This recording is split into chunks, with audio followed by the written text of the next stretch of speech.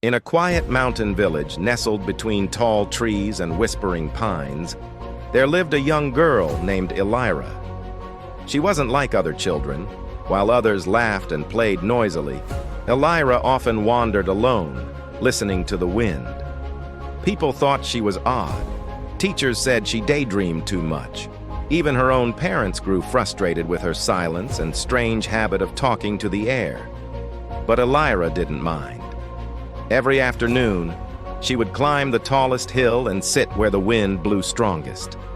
There, she'd close her eyes and whisper, "What should I do?" And though no voice answered, she always felt lighter, braver, more certain.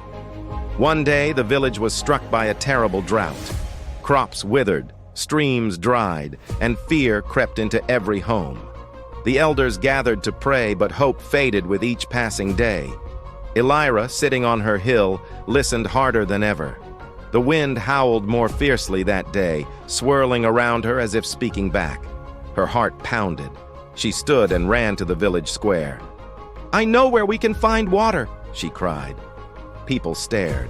A girl who talked to the wind, claiming to solve a crisis? They laughed, dismissed her words, and called her foolish. But one kind farmer, weary from watching his crops die, stepped forward.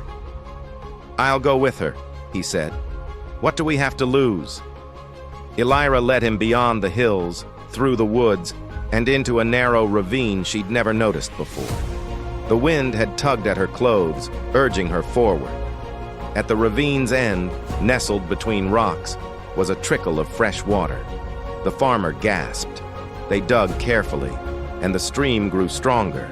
Within days, the whole village was drawing water from the hidden spring. Crops began to recover. Life returned.